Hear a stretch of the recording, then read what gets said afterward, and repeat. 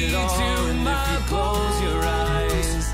All this time I've wasted. You were right there all along.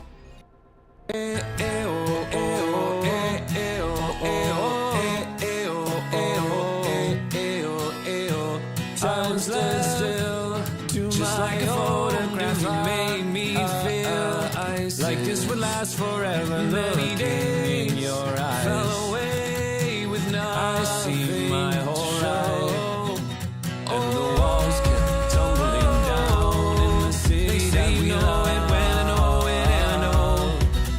Gray clouds rolled over the hills, bringing darkness. Promise that you'll hold me close, don't let me go. But if you close your eyes, take my heart, don't break it. Nothing changed at all. And if you close your eyes, all this time I've wasted.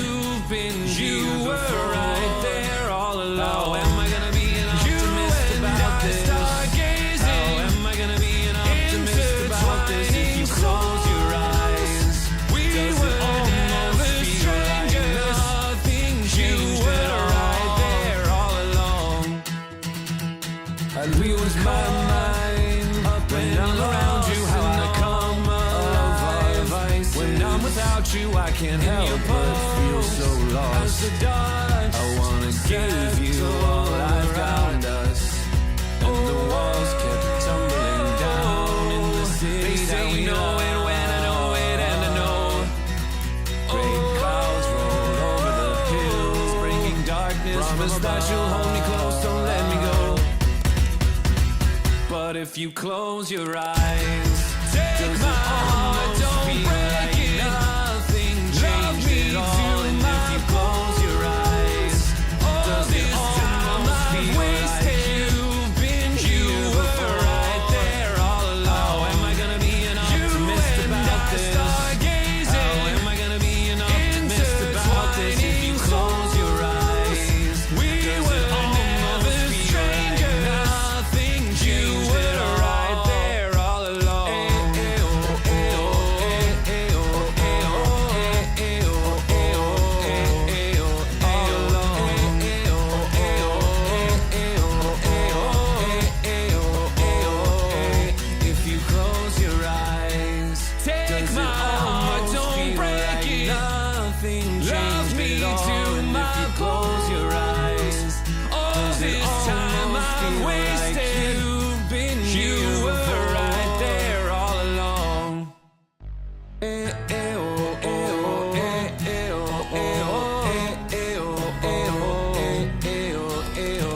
Time stood still, just like a photograph. You made me feel like this would last forever. Many days in your eyes fell away with nothing. I see my whole life, and the walls kept tumbling down in the city that we know it when I know it and I know.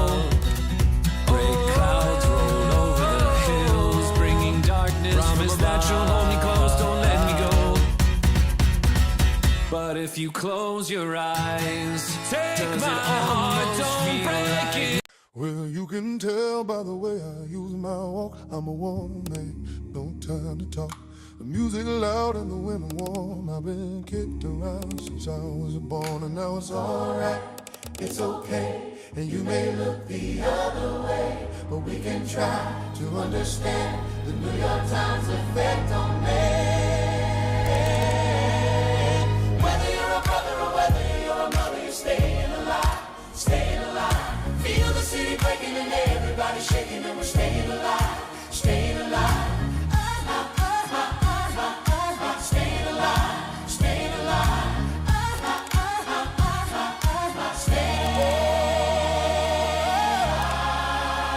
Oh, when you walk, when I get low and I get hot, and if I can't get either, I really try. The wings of heaven on my shoes, I'm a dancing man, and I just can't lose. You know it's alright, it's okay. I live to see another day, but we can try to understand the New York Times effect on me. Whether you're a brother or whether you're a mother, Alex hasn't given TK a new intro video for whatever season this is. So enjoy this masterpiece that TK has made using MS Paint and a fucking dream.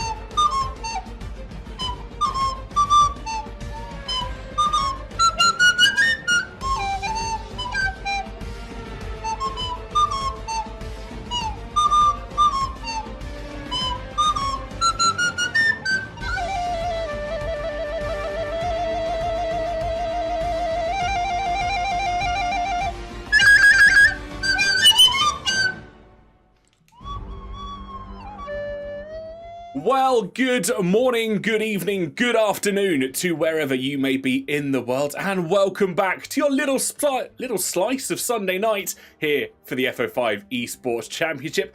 It's so good to be back after our festive break and our New Year's period as we return for some more league racing action. My name's Tom Knight, if you don't know already, and alongside me, the absolutely wonderful gentleman that I got to meet for the first time about a month ago now. It's the wonderful Tom Wilkinson. Tom, how's your Christmas? How's your New Year?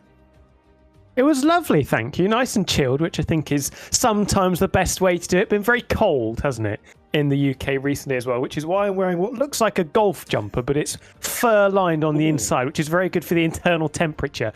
But looking forward to this, getting back in the box for the first time on my side in the year of 2026. Yeah, additionally my first time in 2026 as well, so it is nice to be back. Of course, we're heading to the Netherlands, if you hadn't quite figured that out already.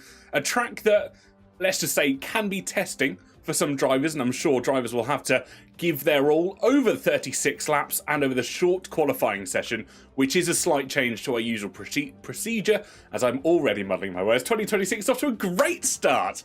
But no, fantastic track, and I think a lot to live up to for our drivers.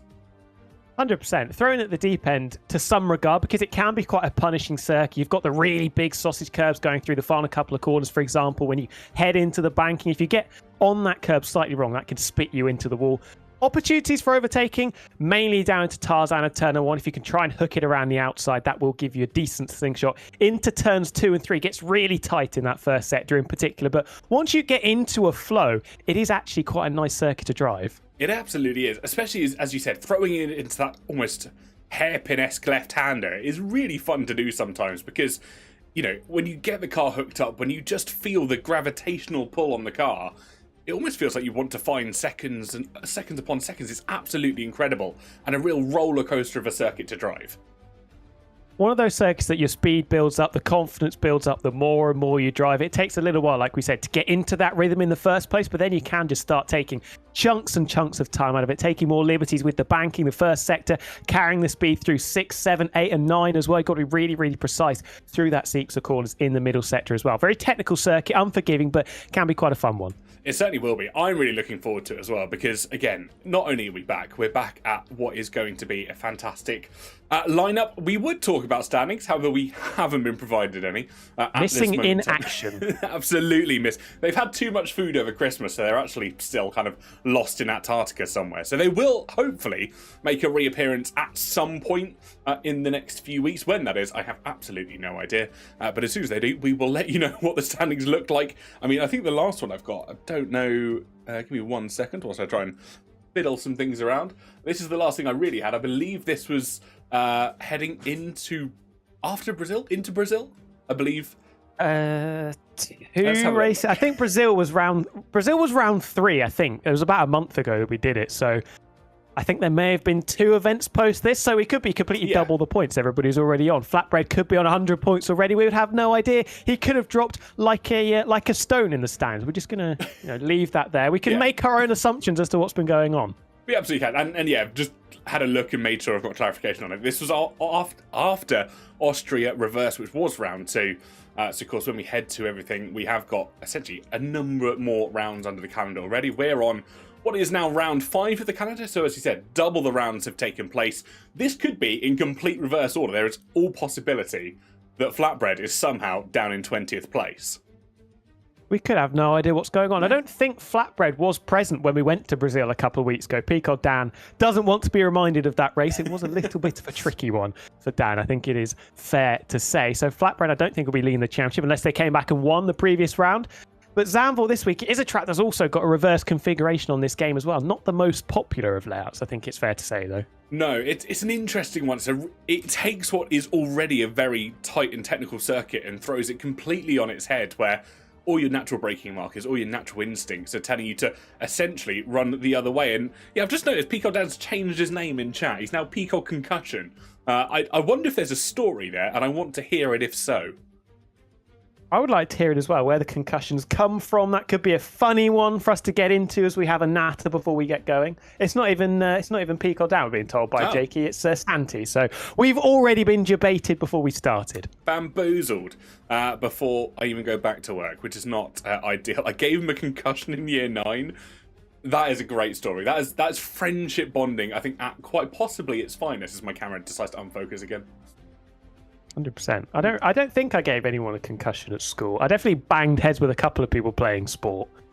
We had a scenario where we were both walking out of a door and he got stuck on the door and I just slammed straight into him. So there was a bit of a blockage there going through that didn't end particularly well for either of us. That's somewhat impressive. I think accidentally I might have in rugby a couple of times, but I'm going to put this out there as a disclaimer, never intentionally, nor should you ever aim to intentionally give someone a concussion. It's not necessarily the nicest thing to try and come back from. It does make you feel rather topsy-turvy. We're now running 3 minutes late, and I'm waiting for people to hop in. I'm keeping an eye on the drivers chat just to try and keep everybody up to date. We're not just sat here yapping missing qualifying. Do not fear. Those 18 minutes are still to come, but we have just been given the notification to ready up. So 30 seconds, you can start your timers, everybody. We're about to go racing. Yeah, TikTok on the clock, a platform that we're not on this evening, of course, because they've sent you to the shadow realm with your despicable watching of your 6-hour race at Monza, I think it was, a few hours ago. How dare I sit and watch my teammate who qualified in P3 start a race? I appreciate we dropped down to P6, but I didn't think that was horrendous enough to warrant a ban from TikTok Live. But alas, we're here ready to go racing on F1, and of course still as always technically on 2 platforms, because I've decided to kick one onto YouTube for shits and giggles. At least then we'll have a full VOD of the race that will be in existence, probably outlasting most of us, should YouTube exist that long. I mean, you're putting a lot of eggs in that basket there. We have no idea. Will YouTube even be here next week? We don't know. What would Ben do without YouTube, eh? Oh dear. Well, his Twitch stream is going pretty well, isn't it? His YouTube views, I don't know how many views he got on the Creator Series Williams event. I saw the comments were very positive as well. Everybody seemed to really like the event, saying, how could you go all the way to Grove and Williams just to have people wall riding in Monaco? Get a sense of humour, everybody. I think that's the best response. It's one of those things, and I think I've said this to people when they've kind of brought the issue up. If you'd been in that room and heard the laughter from these creators, it was such a positive atmosphere, and one that I don't think we'd ever come around to replicating, because it is so inoften that we get 20 creators in a room, let alone having that much fun with Alex Gillen there. I know, and he can be a real downer sometimes, can't he? But the vibe's absolutely on point, which was very nice to see loading in now. 16 is the magic number. Potentially a couple more joining during the session. We've got 80 minutes for them to filter in and hopefully get us up towards the 20. Well, fingers crossed for that and for everybody else. Just a reminder, of course, realistic performance, as always, turned on in this division. So the Saubers inevitably will be the fastest drivers, but quite possibly some of the slowest cars. I have been told Gaming Infinity, who was meant to be racing and was my teammate for the 6 hours of Monza, has come down with a norovirus, let's put it that way, and will not be participating in today's racing. That is how I would describe it as unideal, especially after putting in such a shift in the morning. One qualifying session, remember, as well. I think a couple of weeks ago we had the full quali session, Q1, Q2, Q3, just the 18 minutes for drivers to get their times on the board. Expecting to see 3 runs potentially here? Yes, we might do. I'm going to go back to Faces for just one moment. I forgot to change one setting in SimHub. which at the moment will show all of the drivers' names as those from the W1 series. So give me 1 second. I've got to change one option, and then hopefully it should all revert back. I don't know, I'm going to have to refresh everything, which would be a slight pain in the ass. But we'll go back. We're back to it. Pretend nothing happened. You saw nothing, everybody at home. Saw what? I Exactly. don't remember seeing anything at all as Flatbread rounds the final corner, taking on the banking for the first time at full throttle, and will be the first to start a flying lap in this session. A couple of drivers still in the pits. Got to get your braking right, haven't you? Down into Tarzan. It's actually quite difficult just to dip a wheel on the grass on the left-hand side, and if you just hook the curb as well through the apex of terminal, can really unsettle the car, but looks nice and tidy so far heading into the banking of 3, and that Sauber does look fairly hooked up considering it's not the best of machinery on the grid. Tell you what, he was throwing that car into the left-hander. It almost looked like he was diagonal for the most part. But the curious and the curiosity comes as you enter into this second sector. You were saying it's so easy just to get this corner wrong here. If you, well, put one wheel either side of that curbing, you can say goodbye to your chances of getting a good lap time in. Say goodbye to your underfloor as well, and you'll be going from playing F1 25 to playing one of the many Tony Hawk games that have been released over the years. You just skate across it and into the grass and subsequent gravel as well. Tackling into the 11-12 chicane. Bit of a lock-up on the inside front of the Red Bull, I think it was. Just gets out of the way of Flatbread. But again, nice run. This has been a very solid bank lap, you have to say. A little bit of time on the table potentially, but should be fairly decent to start with. Fairly undeniably purple in the first sector and the second sector as well. Will inevitably go purple in the third as the first driver to set a bank down. A 109.295 is what Flatbread can lay down at the first time of asking, and that is an incredible run so far, as I believe a couple of other drivers starting to put in their opening run times. We've got Who Goes on a 109.8. We've got Korvmanen, who's coming around the final set of corners now. That incredible bank sector where the DRS is even open earlier than it was in years gone by. Can the Scuderia Ferrari try and maybe play second fiddle? Nope, they're going to go and play third fiddle here this afternoon as they go down in third place. Dumb Donut down in what was fourth place, now fifth, as Fizzy Gaming replaces Korvmanen for third place, and Reese PTFC now demoted down to seventh place as Shadow, by the way, not Scotty Designs, by the way, Shadow, by the way, goes second fastest. Yeah, interesting to see as well that a couple of drivers haven't managed to get that first lap time on the board. Dumb Donut and Reese with unrepresentative times backing off and going again. Couple of yellow flags. I think maybe the Aston Martin of Santi Ortiz has made a bit of a blunder as well on their first attempt. Carmad coming round the long banked final corner. DRS flap is open. Foot is flat to the floor as Sheehan up into P2 ahead of Shadow. And now Carmad displaces him by 0.04 of a second. Still nearly 0.3 down on the benchmark set by Flatbread. That 109.2 looking even better by the second. It absolutely is, and bear in mind, Carmad there had a purple in the middle sector, a 24.226 for sector number 2, so the Alpine is looking incredibly more versatile. And speaking of the Alpines, let's have a look at someone we haven't seen in a very, very long time. Nick Flies, welcome back not only to F05, but of course to League Racing, a good friend and a known name between myself and you, one that we both haven't seen in a very long time either. The artist formerly known as Dragonflies, Nick Flies, jumping into the Alpine car, tackling this first sector, really throws you in at the deep and have to be so aggressive as he is doing, hustling that blue and pink Alpine car, which in real life is the slowest, but in the game we haven't had a performance patch for some time. We're going to cut the first sector split, see what the time is. 24.2, couple of tenths down on the benchmark set by Flatbread, so needs to try and pick it up a little bit through the twisting middle sector. Yeah, about 2 tenths lost out there compared to our lead driver of Flatbread. Of course, a rough around the table is looking like a good first sector, but as you said, this second one looking even more incredible. But you have to try and get right, and you can see it doesn't come naturally. I think to Nick Flies at the moment, he's almost wrestling the car through that left-hander as they headed into turn 10 and through the tricky chicane of 11 and 12. Again, it almost feels like he's fighting the car instead of working with it. Yeah, front end did not want to bite going through 12. They're way too wide coming out of the chicane. A little bit neater through 13, just touching the grass on the inside of 14, trying to keep it as straight as possible up to the line. Sean up to P6 now as Nick Flies does have a decent final sector, 109.6 in that Alpine, which should be fairly decent around this circuit. I think the Aston Martin might be a strong package as well, potentially, with the downforce that car's got. Absolutely. Let's look at the McLaren, though, of Juan Zhou. Was purple in the first sector for the Papaya team based out of Woking. Was a mediocre middle sector and runs down towards the line. Can they try and get anywhere closer towards the top? They were 12th. They'll make it 10th as they go just over 6 tenths quicker. But it is only 10th fast. It's a 1:10.2. So McLaren looked like they got a little bit more work cut in for them. Yeah, Sean there in 6th on that 109.7. Little group of cars in the mid 109s, and then the jump upwards to Flatbread on the 109.2, who we said, both of us thinking there is still a little bit more time on the table. Yet to see a representative time from the twin Sauber of Dumb. Avekas usually find themselves scrapping towards the sharp end as well in qualifying, driving the Haas car, which can be quite recalcitrant on this game, it has to be said. Quite unresponsive and a little bit tame and numb from time to time, so we'll have to see how he tackles this first sector. This will be one I'm keeping my eye on, as you said. Vector's well and truly known for putting in a lap time quite possibly at the last possible minute, but as he makes his way through that tight left-hander, the front left locking, but actually sometimes that seems to be the quicker way. You get a little bit extra rotation and you can just power through the corner, and the Haas is looking absolutely rapid. Purple, according to the game, in the first sector, not quite. He's about 4/10ths off the time set by Flatbread, but it is still an incredibly rapid run as he again goes almost diagonal through the right-hander. Really aggressive through 8 and through 9 as well, tackling the curves on the inside, which can be your friend.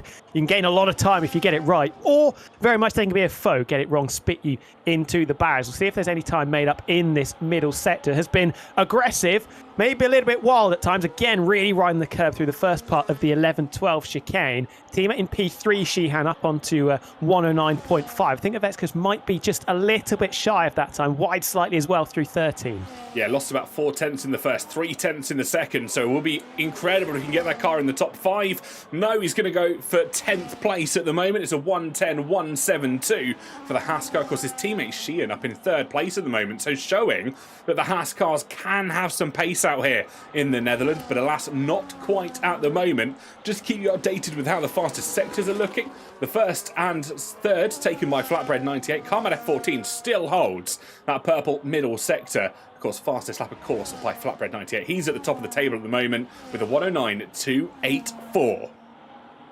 Nearly halfway through the one and only qualifying session. Remember, as Avekas is going to loop it round. Is he trying to catch it over the curb on the exit of turn 8? The Alpine coming through. I wonder if that's a driver on a flying lap. No, Carman and Nick Flies both on out lap, so counting their lucky stars. They didn't encounter the sideways Haas on their second attempt in the session. Flatbread still in the pit. Shadow BTW is out there again in the Mercedes, as is Reese, who I think has just put in their first representative time of the qualifying session, up into 9th on a 109.9.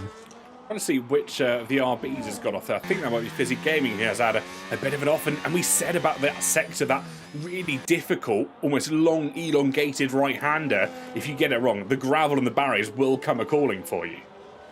I think it definitely was. Taking that curb on the exit of turn 7 just drags you into the grass, the gravel. If you fail to slam the anchors on to the sufficient time tune, and you will be having a little bit of a chat with the barrier there. Flatbread out onto the circuit, though. Provisional pole sitter with a little bit of time in hand. Returns to the circuit as Shadow, looking to try and steal a march on some of the drivers, battling for that second spot on the front row. Steal a march he may. It's purple 1 and purple 2 for the Mercedes. Can he cross the line? No. Misses out by the barest of margins. Couldn't quite find the time he needed in the 3rd and final sector, but incredible run through 1 and 2. And I wonder if he's got the ability to go again, do exactly what he's just done, but find just a 10th. Well, not even a 10th, maybe half a 10th in that 3rd and final sector. And that could possibly be provisional pole position here for the Mercedes this afternoon.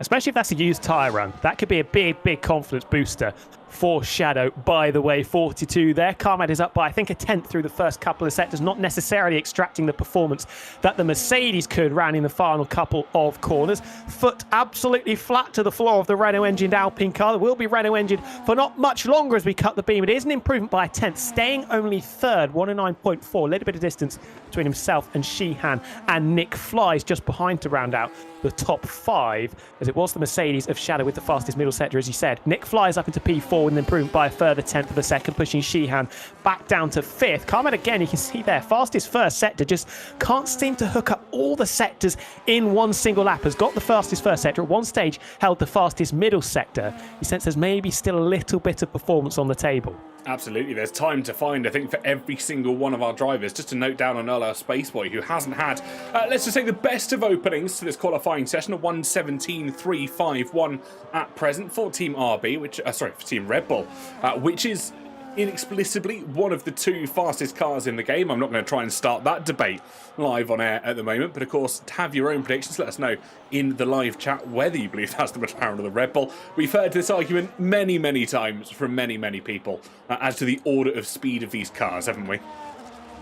We have indeed. Flatbread churning out another lap time as well, trying to give himself a bit more of a buffer than he's got. Was at 1.2 tenths of a second, a quarter of a second, now down to just 300ths round in the final corner. A little bit unstable over the curb through 13. And powering now, bolting it up to the line. Is it going to be improved? Can we dip our toes into the 8s? No, we can't. Finds 200ths of a second to just lower the benchmark by a fraction. Stays on provisional pole, of course, as Nando Alonso in the Williams up to P4. The Golf Williams, beautiful car, isn't it, on that 109.5? That is an absolutely stunning livery. Quite possibly one of my favourite of the 2025 season, if you had to ask me to put them down, because it is just stunning. Absolutely beautiful. I did like the chrome McLaren. I have to say the 2021 Golf McLaren probably still sits just a place higher than that Williams livery for me, but it is still an absolute belter, as is this V-Cub livery. I ran this on iRacing in the F4s because again, one of those liveries that I've actually forgot about, but is absolutely fantastic. It threw everything we knew about RB kind of out the window. I think that's what I liked about it so much. It was just different. A return to the Racing Point colours as well. I know with the BWT sponsorship they had back in the Racing Point days of 2019 and 2020, that did just spoil it a little bit. But 2017, I think it was a really nice livery, that Force India as it was there. The pink with the BWT sponsorship coming in for the first time. We didn't have the sort of intrusive blue and white coming through as well. Yeah, you're absolutely right. We have seen some fantastic liveries over the years. I really like Jaguar's one where the diamond was stolen from back in Monaco, however many moons ago. And again, a great story to tell the future generations that yes, there was a diamond on the F1 cars. Yes, it probably made it so much heavier. And yes, it was inevitably stolen in Monaco. Because of course it was. Formula 1, ladies and gentlemen.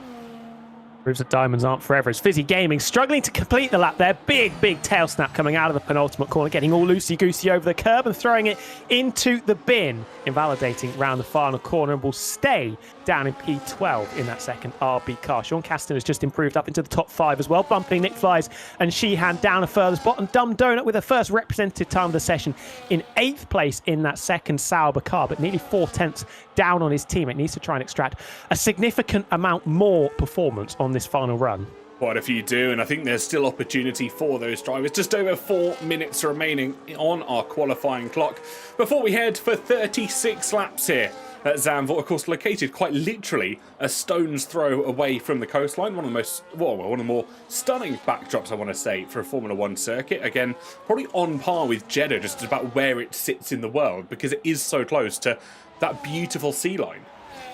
100%, especially when you've got the Orange Army in there as well. As someone who's not a Max Verstappen fan, you can still say when those red flares or the orange flares start going, it does look like a real bustling venue, doesn't it? Santi Ortiz gets out of the wooden spoon position, up from 16th to 15th, with Ono Spaceboy in the pits, unable to respond at this stage, but just a little bit concerning. 1.1 off the benchmark set by Flatbread. That Aston Martin you feel would be a little bit more suited to this configuration of circuit, not too many long straights. You can really try and attack with that Aston Martin, the Green Machine car, because you do have the confidence that it will stick like glue to the road.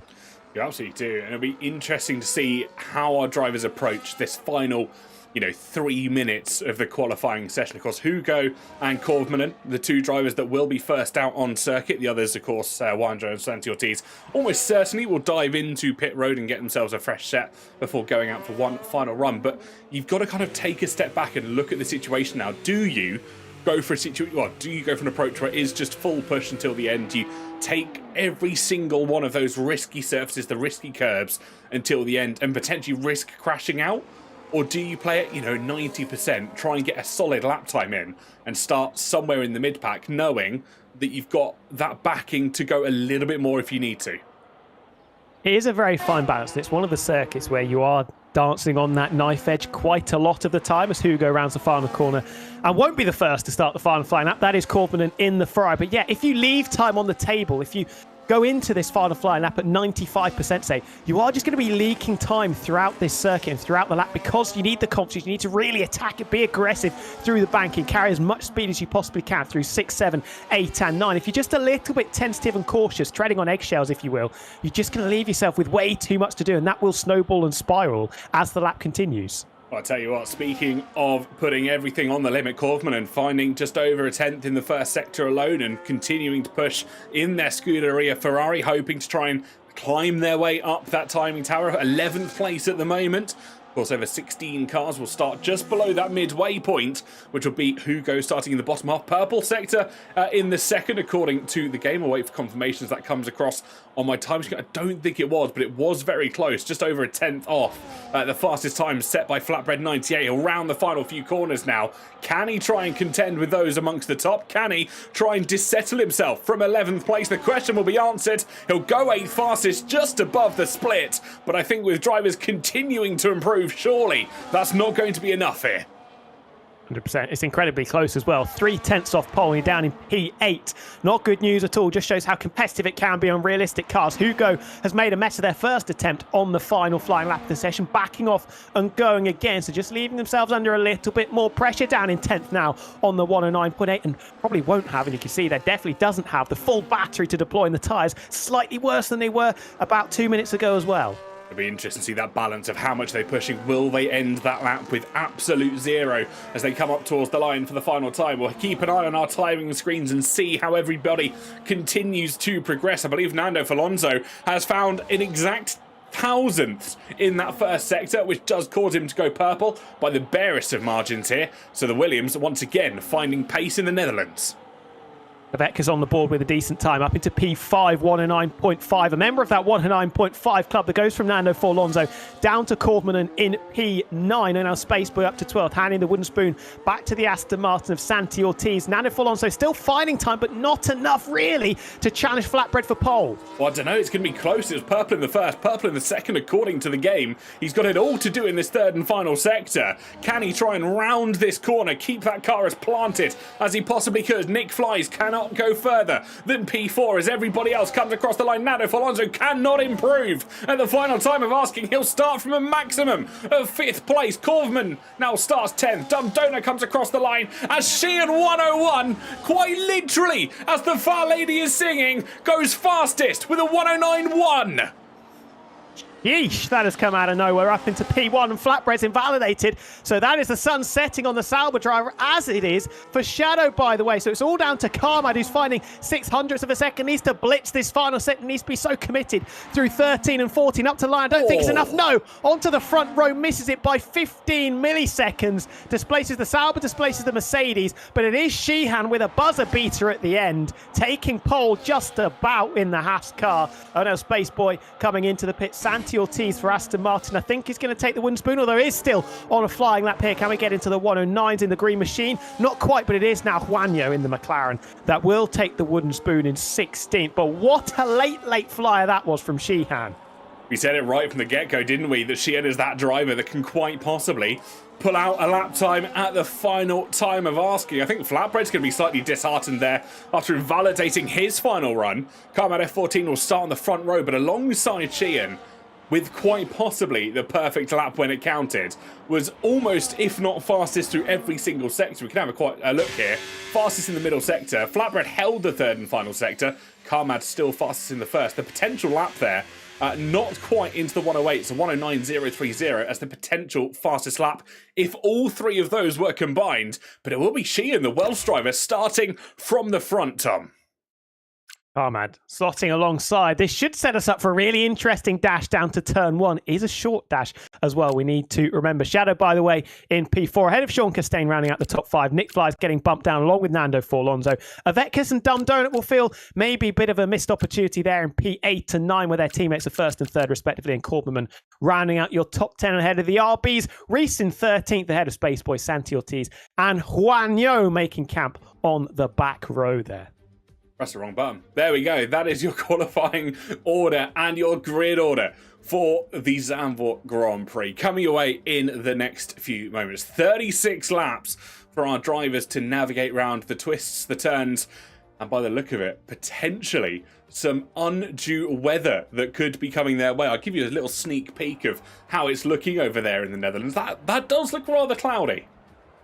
That is gloomy. Tut, it may perhaps be looking a little bit like rain, although we have heard people saying that it might be a totally dry race. The Sky doing its best to convince us otherwise. But this run down to turn one, going to be fascinating, isn't it? The whole first lap is going to be really interesting to watch because everybody's so congested. Old school circuit, barriers are close, gravel, grass, really, really tight and compact as well.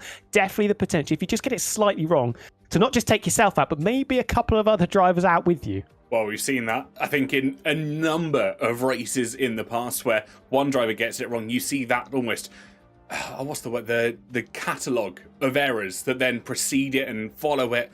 And you see maybe 2, 3, even 4 or 5 drivers in the barriers, in the walls, definitely out of the race. And who can forget, quite possibly, a very glum-looking Charles Leclerc from 2025 when he sat in the middle of that left-hander, looking rather gloomy with all the paparazzi surrounding him. Wasn't great. Wasn't a great year, though, was it, Ferrari? But remember, it's always Ferrari's year next year, so perhaps it will be a Charles Leclerc championship. But yes, after Antonelli got his bulldozer out effectively going into the bank turn 3, they felt a little bit sorry for him because he didn't get it that wrong. They just met at the wrong angle, and that Ferrari was destroyed. The second Ferrari destroyed that day, of course, after Hamilton earlier had pitched it into the wall at the very same corner. It was a very spicy race, actually. One that I wasn't expecting to be as chaotic, and one that I never really anticipate to be that chaotic as the Netherlands. But hey, we're losing it from the calendar, so who can we say is we too much enjoy? We head to Madrid. Yay, another street track. Anybody? Well, you say we're heading to Madrid. We're still not 100% sure if we're actually heading to Madrid, are we? Well, I've heard rumours that we may not be. We might be heading back to Imola as it was destined in the tales. But again, no official confirmation from any of the garages or any of the garages, any of the media communications from Formula One. Who knows? We might even see Madrid in the F1 26 DLC. We shall wait and see. Who knows? Just get me back to Malaysia. I miss that circuit. Get me to Malaysia. Hockenheim. Let's just have a roll call. Hockenheim. What's the other one that we always say is really good? It's escaped me. Turkey, Istanbul Park. That was a fun one as well. I'm happy we're going back to Portimao. Fantastic track in my opinion. I mean, I'd also love to go back to Brands Hatch. Those cars would never suit it anymore. But I'd say bring us to like a classic rotation of British circuits. I really enjoyed Brands Hatch. What was it, F1 2013 when they had the classic tracks? Brands Hatch was really fun to drive, especially in the modern day cars. You'd be so committed throughout that entire lap. Great racing circuit, proper track. Paddock Hill Bend in an F1 car is terrifying. Because everything in your body is telling you to brake, and you are just having to send it flat and hoping this car grips up as you go over the crest of the hill. I mean, I've watched it in Euro NASCARs. I went, I think it was last year, to Brands Hatch. It was fascinating to see them head around there. The noise that those things make, though, is just incredible. Unbelievable sound. Deafening, one might say. But then people complain about how F1 cars aren't loud enough anymore. I remember at 2022, the British Grand Prix, listening to F2 cars that were ear-piercingly loud. So, you know, they might not sound as good as they did before, but they are still loud and they are still rowdy. They really are. If you ever, I don't know if you've ever seen the Porsche Super Cup or the equivalent of it. Was doing. I remember I went for a British touring car race at Silverstone. They had the Porsche Cups accompanying them as one of their rounds. Those things, oh my goodness, you needed air defenders for, because the noise was just incredible and it pierced through you with not many people there. Just heard every single almost engine fire. A deep rumble of those Porsche Super Cup cars. So it is a great noise, isn't it? And obviously F1, people complain about the noise, but then we have got those other series, you know, the GT3s that sound really nice as well. Certain ones don't sound so nice. You can work out which ones those are, but the majority of them are very crisp. Well, we're going to head across because 5 lights are about to be lit here in Zanvdoort. No formation lap for our drivers. 5 lights are out and we go racing in Zanvdoort. It's Sheehan from pole position that pulls us away with Carbon F14 close in tow. Shadow, by the way, trying to stick a nose down the inside of Flatbread 98 as they head through that opening corner. The long right-hander, but it's Sheehan 101 that holds firm in the moment. Flatbread trying to get the better of Carbon F14, does so in the second corner. And look at that, the McLaren of Sean Chastain and Nick Fly's going scrap for scrap as they come out of the corner, out of the banking and in towards that twisty-turny second sector. The Alpine stays ahead. Nick Flies might have found a little bit of form herself here as he tried to pull his way forward up towards Shadow, by the way, who sits in 4th place. You can see further back the Ferrari trying to fight, I believe, with the V-Cup there. That's going to be Hugo as they try and get it all wrong. Nando Alonso as well, trying to get a nose stuck in with Dumb Donut. Everybody making moves this early. The pink V-Cup once again just sticking his nose down the inside. That'll be Hugo this time around, who tries to make battle with Nando Alonso in towards the heavy braking zone. They'll go in towards the right hand of the Williams, tries to hold the inside line. The V-Cup tries to swing around the outside.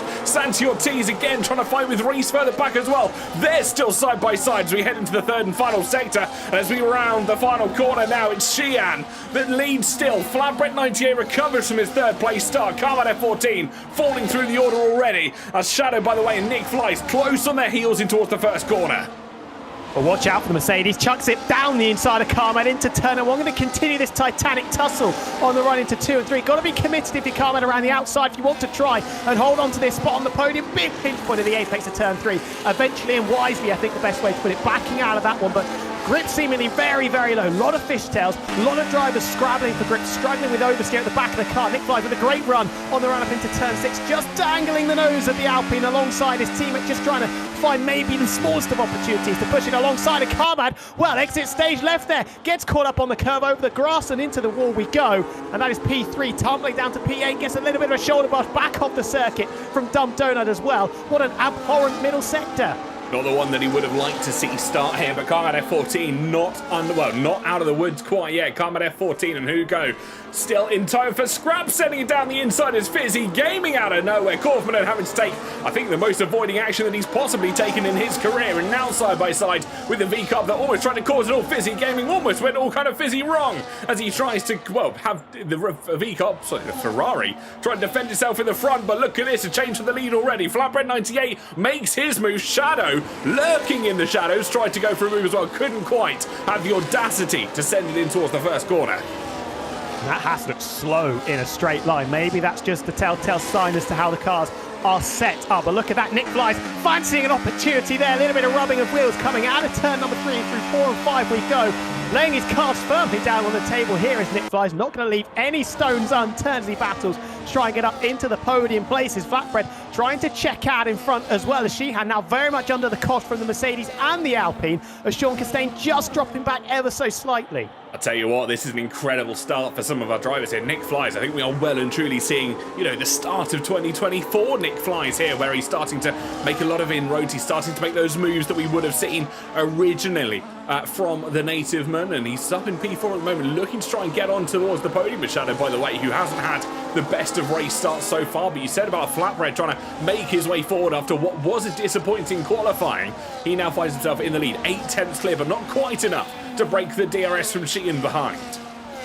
We'll see the effects of the rear wing opening. You see here, high downforce circuit, DRS is going to be more powerful than somewhere like Monza, for example, but Xi'an doesn't trouble the apex going through turn 1 of Tars and left the door slightly ajar if Shadow wanted to potentially try an audacious send down the inside, but thinking better of it and happy to hold firm in 3rd for the time being. Sean Costain has just about managed to cling onto the coattails of the very much jostling quartet in front, with the Vecchio's ahead of Dumb Donut and Nando Alonso. Carmad still down in P9, hasn't managed to make up for lost time after that couple of excursions that he had on the 2nd lap of the race, with Hugo just completing the top 10. Absolutely, drivers now kind of settling into their routine. We see Santi Ortiz already having made a pit stop. He was off the medium tyres onto a set of the hard tyres, so surely that has to be damage related that he might have picked up. We did see carbon fibre go flying as we headed through turns 10 and turns 11, so I wonder if that could have been the call of the Aston Martin. Now 23 seconds off the back of Wanzhou, and respectfully the rest of the pack as well. As you see the rest of them rounding the corner, Xi'an may need to recoup a couple attempts here and there as he finds himself back within 6 or 7 tenths of Flatbread98 and pulling the entire train along with him, as everybody down to Ullal Spaceboy is within DRS of one another. Look at that, coming out of the final corner. Sean Costain is under significant pressure here. Aveka's going to have to go the long way round into turn number 1. The McLaren, brave run the brakes. Aveka's trying to find the space for the cutback, but the McLaren gets all loose at the back end of the car. Aveka's just bolt there with absolutely nowhere to go, as Sean Costain was waggling the rear of the Papaya and Chrome McLaren in his face through turn number 1. And for the time being, having to stay behind, has a massive whack of oversteer himself coming out of turn 3. And that isn't the first time Aveka's has done that. A couple of times, especially out of turn 3, just struggling with the rear end of that Haas car. He absolutely is. We're now watching on board with Zanvdoort. You can see he's maybe trying to line up a move on the Haas car that is just in front of me. Saw the mistakes that he made, the rear end just trying to fishtails. The McLaren does very much the same thing. Sean Chastain, again, just struggling with rear traction, rear grip through these elongated corners. They just don't want to try and depress the car too much, otherwise you struggle on the numerous long straights that you have on this circuit. 100%. Turn 10 feels like it goes on for an absolute age, and it can be a tricky traction zone as well. As Zanvdoort there, a little bit messy going through the 11-12 chicane, dipping a couple of tyres, the inside tyres into the gravel. Doesn't put him too much out of kilter as he's still glued to the back of the Haas of Ivetkis. The other Mercedes, meanwhile, is very much on the move and potentially in the groove here because he's just challenging the Haas of Sheehan again, ducking over to the inside, sending it down the inside, but taps the side pod, gets into a half spin. Nick Flies almost slams into the back of the recovering Mercedes car. Sean Chastain dropping place as well. Then McLaren backwards coming through the final corner. That's his teammate Wanyo, who's missing his front wing. No safety car being called, but all action stuff, blink and you'll miss it stuff in the sharp end and the midfield. Sheehan just about holding on to second. Shadow maybe a little bit too ambitious there and getting it slightly wrong. I think that's case in point, as sometimes a move isn't always on, and sometimes playing the I'll go again later card is one that you have to try and consider, because if it ends your race or causes you to go spinning around, as we just saw with that Mercedes, it can be not only just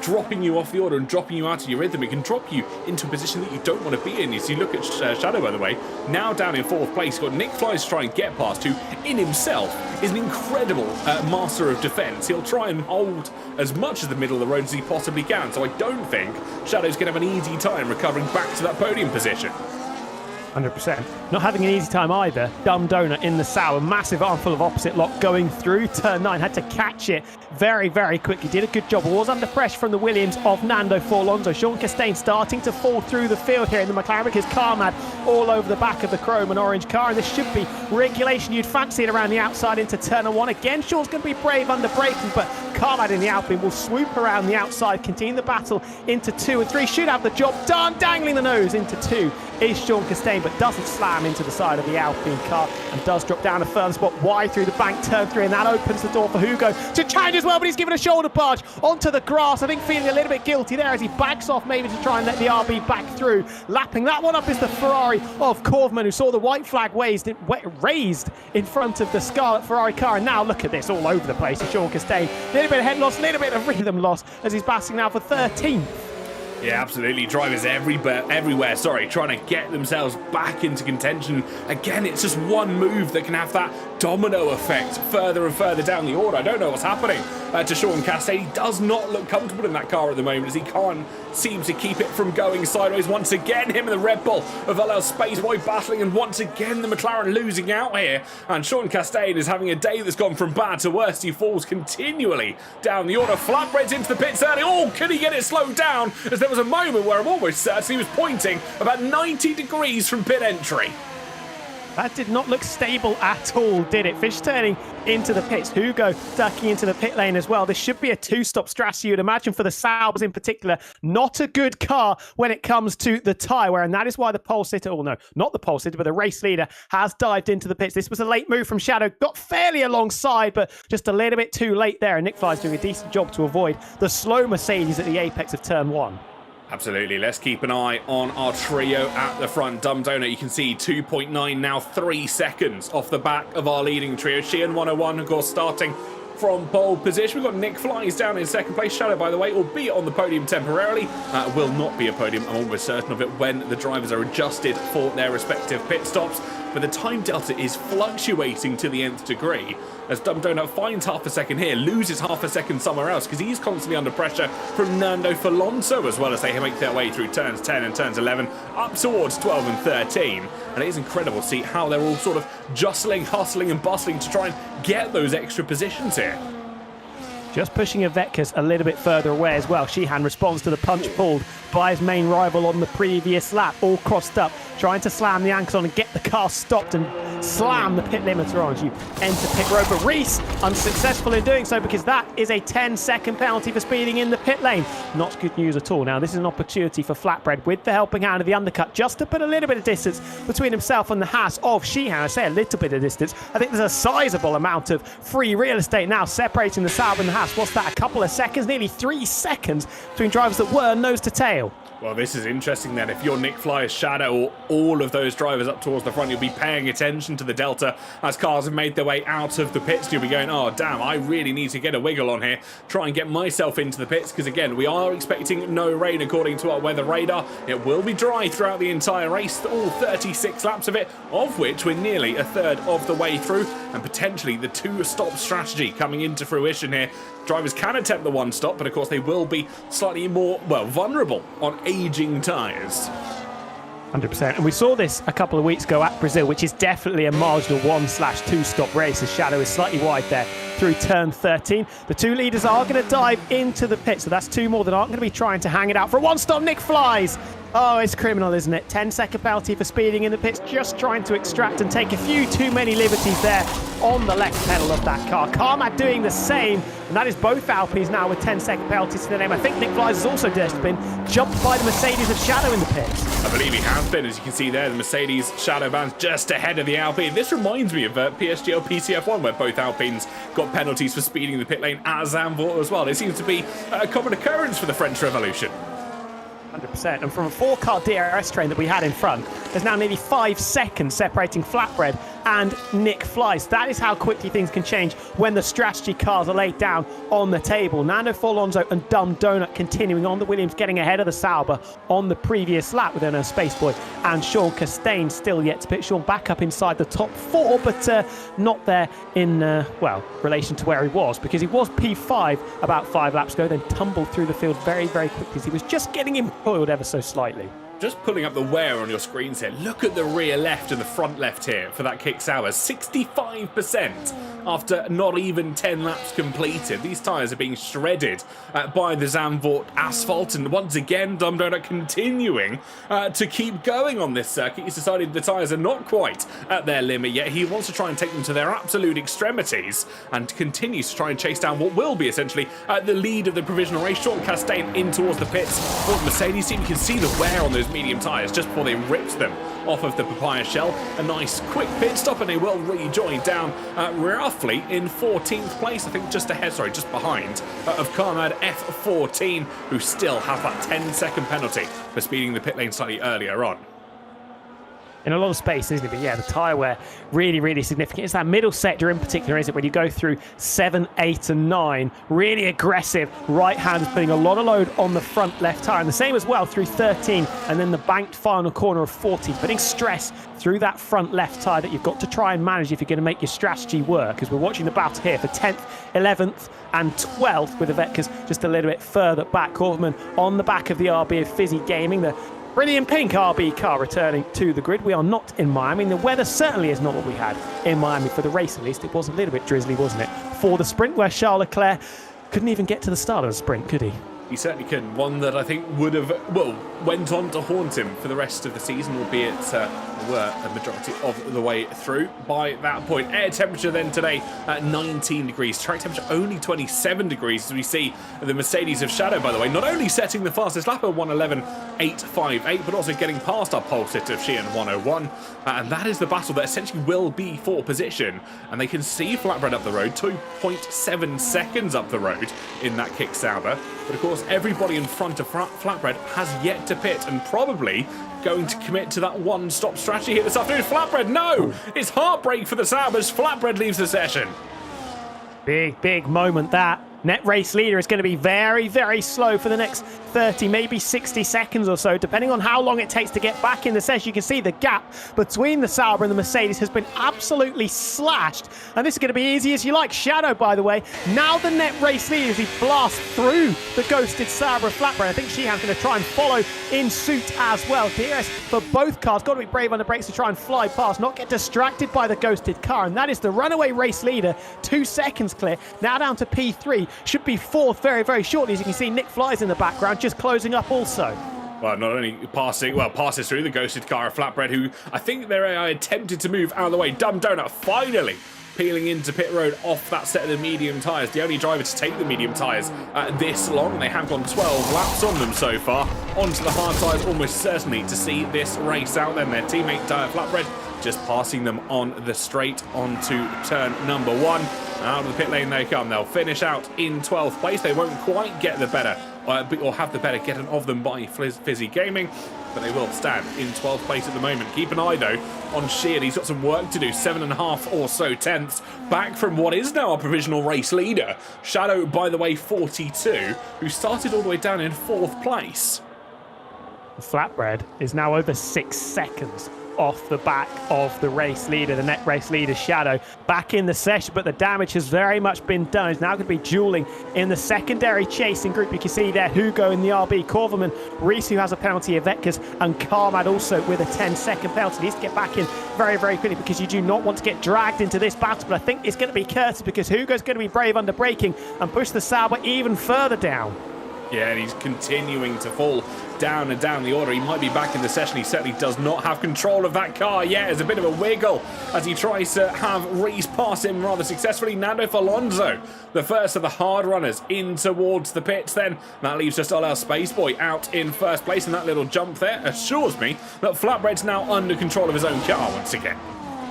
What's that? A net P8 now in this session from leading it pretty comfortably. Fastest car out there has got a hell of a lot of overtaking to do. About 10 seconds off the lead now, lost in the space of 2.5 laps, courtesy of an untimely disconnect. Gives an opportunity now for Shadow, for Sheehan, and less so for Nick Flies with that 10-second penalty to try and squabble and battle away for the race lead. Now we're going to be watching Flatbread try and pick them off one by one, work his way back through the field. Still a long way to go, of course. Still a very long way to go, and it'll be one that he'll be, I think, kicking, screaming, maybe a little bit of blasphemy with inside that cockpit. He knows what he's got to do over the next half race distance or so. Let's not forget 3 drivers across our field at the moment all have 10-second penalties to serve. They are Nick Flies, Reese PTFC, and Carmen F14, both Alpines, and one of the Mercedes cars who sped in pit road. They will have to go in, or at least when they do next go in, serve that 10-second penalty, or they'll serve it at the end of the race. All our Spaceboy, next driver into pit lane, then he'll go in for Team Red Bull, and it's off a set of the hards and on to a set of the hards.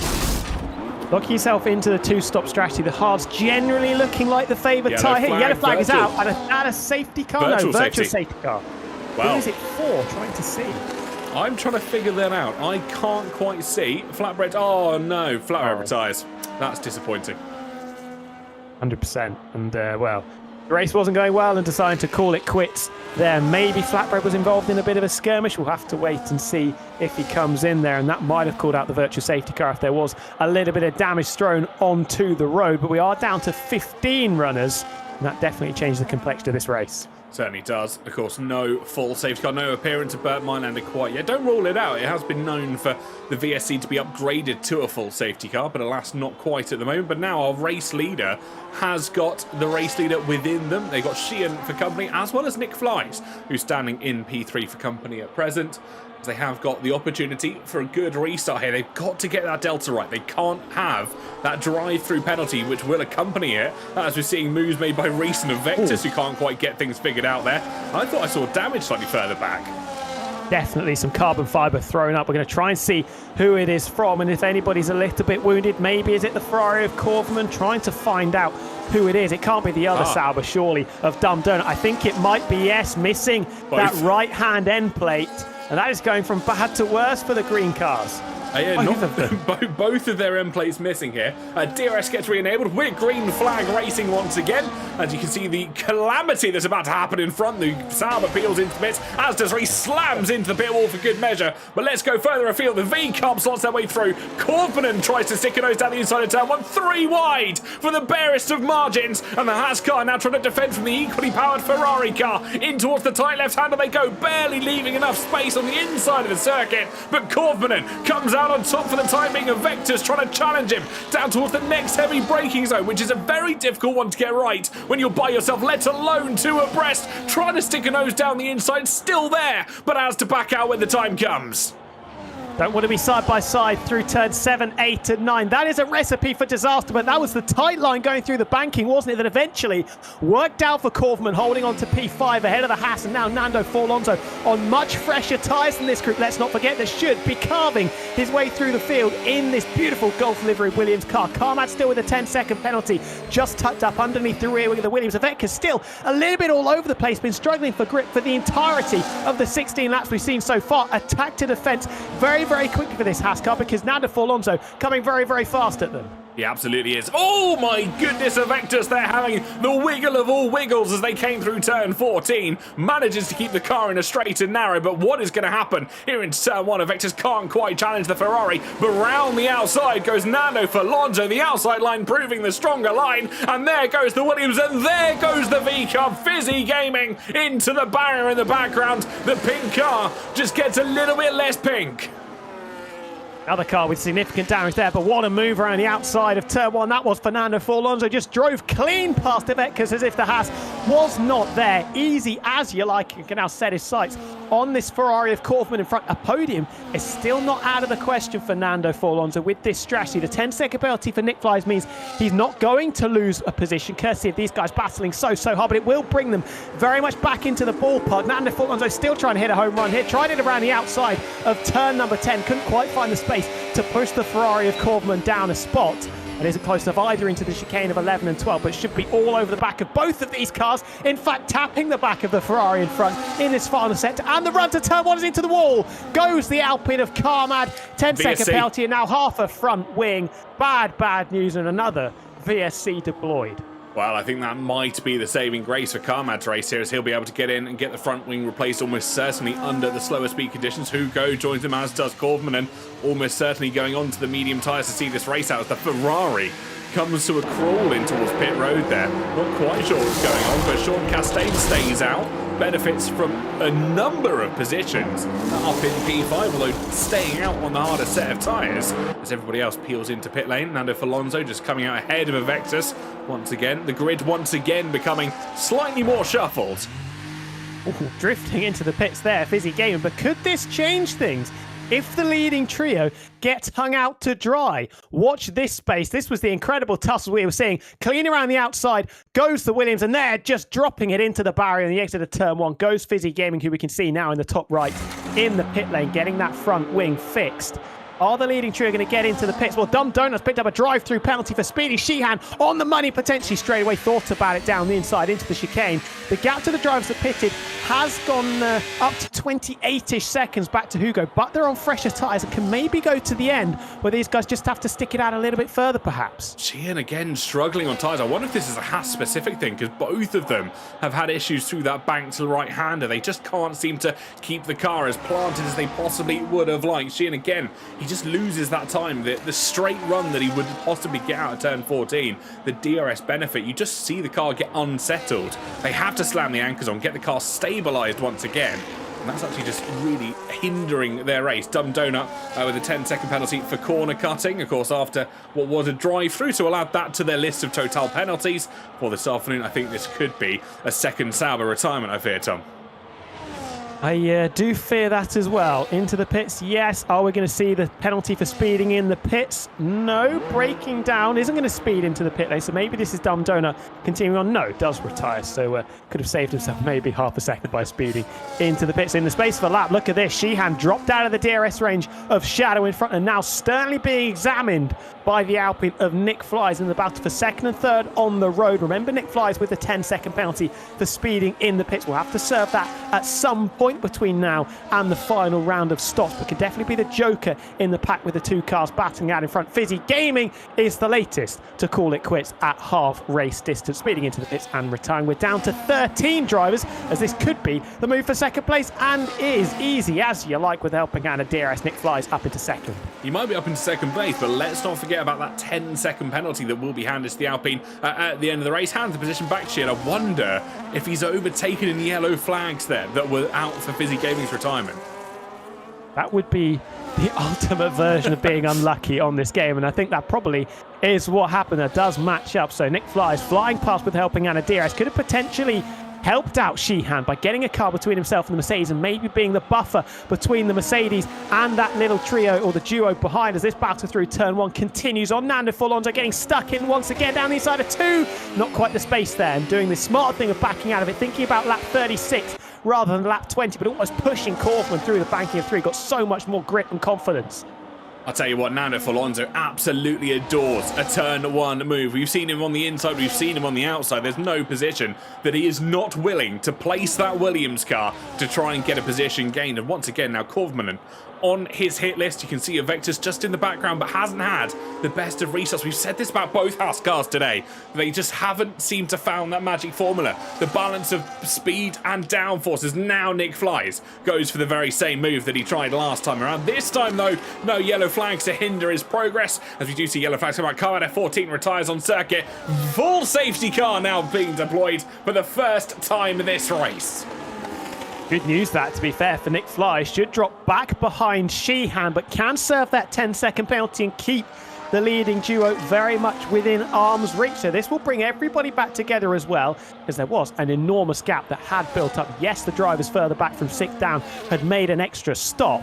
This bringing everyone back together. And we saw how chaotic it was on the opening lap. We saw how chaotic the battles in the midfield were, where everybody was so tightly congested. This could be quite the spicy restart, with everybody surely going to the end after this round of stops. Well, let's try and figure out who's got a new set of medium tyres, because that's going to be the age-old question that I think everybody will want answered. Let's have a look amongst the field.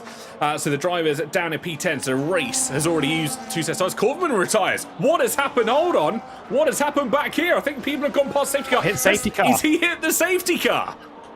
Must have done. We saw the McLaren was stopped there as well, so he's either clattered into the safety car or he slammed into a stationary car that was about to get a penalty for overtaking it. So more calamities and more dramas unfolding when the yellow flags are out. This is the point of the race where things are supposed to be calm and we can relax and just debrief for 5 minutes or so. Absolutely not. Corvin becomes the 5th retiree, which doesn't quite guarantee everybody will finish inside the top 10, with Santi Ortiz and Wanyo still battling for the wooden spoon now. But that is a really good result. Thrown in the bin as Carmad leaves the session. I wonder if he is potentially the poster. We had the dreaded communications warning coming up at the top left. Yeah, I think he has just, well, not backed out the session completely, but of course dropped out. He did retire the car slightly earlier on in the session, so just deciding that he wanted no more part to play in the calamity that we're seeing. The Aston Martin now going past the Aston Martin safety car, which is a lovely way to look at it. And I think Wanjo just survives being lapped by Shadow, by the way, 42, as they make their way up towards the safety car, albeit at a bit of a crawling pace. I'm not quite sure what the young gentleman is doing. He's going rather slowly up towards Mylander's safety car. Maybe he doesn't realise he can overtake, and it is the Mercedes behind that they are waiting for. Yeah, probably still had Delta at that point, even though Shadow was directly behind McLaren circuit. Hadn't quite caught up to the safety car, but it is going to be a sprint to the finish, an effective 25% race, well, less than that, realistically now as well. Hard tyres for both of the leading duo, interestingly enough. Nick Fly is also crucially holding on to that 3rd spot. He's definitely going to be one of the main protagonists to challenge for a race win. It'll be fascinating to see what tyres he bolted on with Hugo and now Onel Spaceboy up into P5. So just getting some information passed over by the drivers. I believe Sheehan, I can't well, share the name. It's not offensive, but it's certainly one that I wouldn't want set out on stream. They are saying, I'm fighting for my life against a Merc. He should not be in that car. I'm sure that's directed at Shadow, by the way. Of course, we know Reese PTFC rather well here in the F05 Esports Championship, so that could explain quite what is going on. Of course, if Sheehan maybe feels a little bit disadvantaged being in that house car compared to what is the powerhouse, let's not be unfair, of the Mercedes as they make their way through on towards lap 23, I wonder if there's maybe a bit of mental anguish that's going on inside that cockpit. 100%, and what we should balance out is the Mercedes is definitely not, and it isn't by any means, the best car on this game. I think it might be the 4th best car just because the Ferrari has less downforce, but the straight line speed that Ferrari car has got means you probably would take it over the Mercedes. If over maybe one flying lap of maximum downforce, peak downforce, it will be a tiny bit slower. Nando Alonso into the pits again. Hard tyres currently on the car. May this be to try and strap on a brand new set, or has he run out of tyres? I'd find that unlikely. 23 laps into the race, this might be to try and strap on a brand new set. But it's going to be hard tyres again. 4 laps also, he hasn't got any hard tyres left, and obviously he doesn't fancy the mediums to the end. It's interesting because he was on 1 lap old hard tyres there, and he's gone into a set that are 4 laps old. I'm not quite sure of the mental mass, the mental logistics that are going around that, but I'm not one to question him.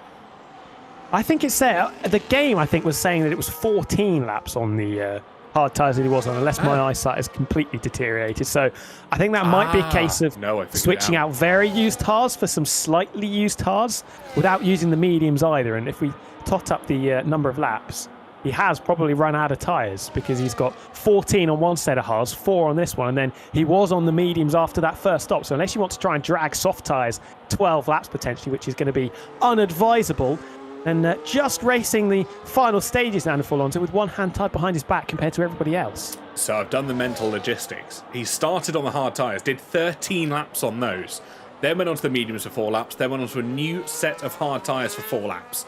He's then put on his 13-lap-old hard tyres for an additional, thinking that he had new tyres, and then he's gone in once more to switch back onto what is the lesser used hard tyres, which have got 4 laps on them. But in theory, he should have another set of medium tyres if he's gone the way that I'm thinking, but maybe not. I don't think so. I think that must mean that he's done the harder allocation, yes, 2 sets of hards and just the 1 set of medium tyres, which can be the problem when you take that allocation. Yes, the hard tyres are significantly better than the mediums, but in this kind of scenario, would you be liking a fresh set of the yellow stripe medium tyres potentially? Though maybe he'd just be in the same boat anyway, because he's made 3 stops in this race. He's used up 3 sets of tyres. He absolutely has. And maybe going on to a 4-lap-old set of medium tyres wouldn't be the end of the world, but of course you wouldn't want to take them to the additional 12 laps, considering we saw drivers on 12-lap-old tyres already. They were on about 67 to 70% after that sort of opening stint distance, albeit a slightly heavier car at that moment in time. So as the cars become lighter with lesser fuel, there will be slightly less wear on the tyres, but alas, not too much to talk to home about. We will almost certainly see the safety car in this lap as we peel round that elongated right-hander. The entire train is called back up pit, and Bert Meilander will almost certainly be released back to his home in pit road. And this is going to make for an interesting little tussle on the opening lap of green flag run, because remember, off the grid, it's not a very long run down into turn number 1, but with that banking, there's definitely an opportunity. If Shadow is smart, he'll back the pack up as late as he possibly can. Doesn't want to give Sheehan the opportunity to slipstream with a little bit of battery as well. Fly past into turn 1, then try and control the pace for the first few opening salvos of this sprint to the finish. Nick Flies as well. You can bet your bottom dollar will be nipping at the heels of that leading duo, trying any which way he can to get himself in between or indeed ahead of both of them. Well, Reese has been handed another 10-second penalty for a collision with Sean Castaigne. I do believe there was a minimum requirement for a restart speed of about 60 miles an hour, roughly there. But as we do, the Mercedes does launch around the final corner, and the weaving, much like we see in the Indy 500, has begun. The Mercedes does not want to let Sheehan past. Nick Flies, though, on the eager in towards the inside. Reese PTFC, the other Mercedes, after getting another penalty for speeding the pit lane, decides to exit out of the session and will take no further part in this Grand Prix. But keep an eye here on Nick Flies. Penalty free now and being revitalised in the latter stages of this race. New lease of life, and once again reacclimatising himself to the back of that Haas car. Was all over the back of Sheehan for pretty much the entirety of the first and second stint, and now hustling through turn 6 up to 7 we go. Got so much more confidence. Surely it's not down the inside. Well, that would have been brave, that would have been ballsy, maybe a little bit bizarre, but now we send it down the inside into turn number 9. Bit of contact between the cars.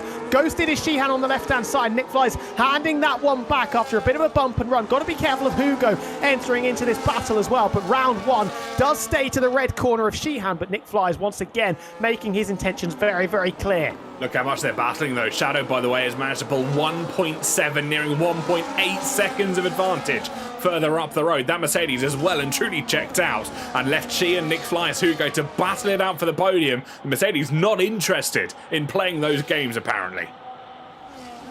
Given the opportunity to stretch his legs out front. Look at the closing speed that Nick Flies has got there. He's going to blast past, doesn't even need the braking zone of Tarzan, turn number 1, and is now definitely up into second position. No questions asked about that one. Sheehan bumped down into third with the pace that he's been showing in the second half of this race in particular. Not a foregone conclusion that he can cling on to that third place. Hugo and Aveckis will be chomping at the bit to try and push that lead Haskell down a further couple of spots. Nick Flies starting to make inroads then on our race leader. Lap 26 of 36. 10 to go when we cross the line next time around. Keep an eye, though, on both both Haas cars as they try to make their way through. Don't keep an eye on both Saubers. They're both out of this race if you are just tuning in for the very first time. Ola Spaceboy on the rear of Aveckis as well. Sean Castaigne having a fantastic restart. Let's not forget that as the Chrome McLaren trying to plough their way through the field. And behind them, the beautiful Golf Williams livery of Nando Alonso, who has found incredible pace here this afternoon. 100%. Still a dark horse for a top 5, maybe even a podium if things go slightly awry in front. Jean Chastain a little bit wide there through the penultimate corner, but Nando Alonso I think struggling equally in the dirty air. 2.2 seconds a gap out in front. Nick Flies took a chunk out of it in sector 1, but gave both chunks back in sectors 2 and 3. That gap extended to the biggest gap it has been since the safety car came in, and Nick Flies from looking outwards through the halo at the Mercedes in front, I think might be just looking in the mirrors once again as Sheehan clings onto the back of the Alpine. It's going to be a close finish all amongst this field. Keep an eye though, we're going to ride on board with Jean Chastain as they make their way through that roller coaster section of the end of the first in towards the second sector. Can the McLaren trying to work some magic on our Space Boy that stands just in front of them in towards this elongated right-hander? So easy just to stick a nose down the inside. Not necessarily the easiest to make that move stick though. And the Red Bull racing car once again just holding firm, not necessarily wanting to concede to the Mercedes, the McLaren that stands behind them. They're just wanting to race their own race. They're in focus with the Vectus up in 5th place. This entire field still has the possibility of finishing within this top 5. Santi Ortiz as well, only 2 seconds off the back of Nando Alonso, apologies, as the Red Bull, so the Williams continues to pull their way forwards. Another decent chunk for Shadow as well. Out in front should have this race under control. Has it in the palm of his hand currently. It's been gift wrapped to him with the squabbling we saw as that is into the wall. Is Jean Chastain. Well, he must have dropped it maybe coming out of the banking. He was battling, we saw, with Nando Alonso. No front wing on the Papaya and Chrome McLaren car. And well, that is an interesting one. If he's just dropped it maybe with the DRS a little bit too eager with the loud pedal, that could have been an airplane crash, maybe take out a few of the drivers that were lined up behind him. That is very, very lucky if nobody got caught up behind him there, as we have seen those go horribly, horribly wrong in the past. And as you said, especially on cold tyres, it's so easy just to lose that rear end, get the car a little bit oversteady and convert what could have been a fantastic race result. Now down in 10th place, and without a full safety car, I don't see any good chance of making this one back. I'm fairly sure as well, if my maths is near correct, I believe that is going to be the final safety car of today's racing endeavours, unless of course I've miscounted, or they've added one final one in. A little bit of slow movement there from Hugo, just making their way through the second sector. I'm sure just to abide by that delta they have been given, but a Vectus well and truly looking ready for this restart should they try and get the pounce early. And this will be a nervy restart for Shadow as well. Do not want to make a mess of this. Don't get too brave and don't get too ambitious with it, trying to extract the maximal performance. Like we said, he's got this race in the palm of his hand. Does not need to take any unnecessary liberties with pushing the delta too much on this restart. Nick Flies maybe will just try and push it a little bit hard as much as he possibly can. We are going again. No drive-through penalties handed out. Hugo very slow through the banking of the final corner. This should be like Charles Play for Avekas up into P4. DRS flap is open for the Hassan, not the RB, and that is incredibly easy there. Hugo caught sleeping there, napping on the restart and paying a hefty price to the tune of 1 place. Nick Flies as well getting slightly caught out as Sheehan looked to make the initial progress but doesn't seem to have the traction in the corners to try and keep up with the Alpine cars and make their way into that second sector again. The Haas car just looks lonely when it tries to get any traction on the tyres. It's all right in a straight line, but it can't seem to get the car rotated in ever. We said earlier, it looks like a very recalcitrant vehicle on the circuit at the moment. Sheehan really trying to push, hustle, harry the car as much as he wants to make it respond to the inputs that he desires. It might give Avekas, who has looked a little bit the opposite almost. Sheehan's struggling maybe with a little bit of understeer, getting the front end to bite. It's been Avekas who's been using the rotation at the rear, the oversteer, to make this car work. And if he can continue to find a little bit of time, there's the oversteer as he locks the rears into the chicane, somehow keeps that out of the gravel and out of the wall. That is an incredible save, almost perpendicular to the apex as he entered into turn 11. Reverse entry drift. Style points very much awarded to Avekas. Has lost a second, however, to his teammate in front. I have so many questions, and if one of them was that intentional? The answer is not yes to that. I've got so many answers for Vectors, because that was simply incredible. Not only holding on to the car when you're pretty much at 90 degrees to the track surface, but also managing to keep up with Hugo, who has been chomping at the bit to try and retake that position, as well as our Space Boy Nando Alonso as well in that scrap. It's a four-way fight for P4 on track. We've got the two-way fight for P2, and of course Shadow Bounce as well. Shadow by the way up in P1, who still is continuing to pull their way forwards. You saw Nando Alonso was less than 2 tenths per second off the back of Olel Spaceboy going through the first set. We're going to get a replay here of this attempted reverse entry drift. Through goes the first half, through goes the second one, just touching the grass, I think, on the run into turn 11, doing a very, very good job to keep that car out of the wall and keep himself within the fight for P4. Going to have to work hard because the group behind still looking fairly speedy. Hugo is clinging onto the coattails of Avekas, who is dropping time considerably to the duo in front. But still very much a big, big battle for 4th place with 4 cars in that train. Yeah, I think that has to be down to this DRS factor because of Vector's being pulled, Sheehan being pulled along by Nick Flies, now slingshotting past in towards the first corner, and Vector somewhat struggling without that DRS in front. It's unfortunate to see how they're all continuing to make their way through, but Vector's holds P4 for the time being. Either Hugo does not want to dispatch the Haas car that is essentially their toe in their aid at the moment, or they couldn't quite get close enough on that time of asking to make that move possible. Spaceboy and Nando Alonso again just sat playing second fiddle at the moment. They're not interested. They're happy to be towed along. I think they know their chances of a podium are well and truly gone. But look at Nick Flies here. He's hanging on to the rear of the Haas that stands in front of him. He's almost like he's got a grappling hook on the rear wing of Sheehan. Battling really nicely, forging, surging through the dirty air, through those high-speed right hands of 6, 7, 8, and then turn 9, trying to stay as close as he possibly can. He won't be thinking about the move into the chicane, but he will be trying to stick like glue to the back of that Haas through 13 and the banking of 14. Sheehan a little bit leery on the loud pedal on the exit of 12. Might just give Nick Flies the opportunity to return the favour after the Haas took second place on the previous lap.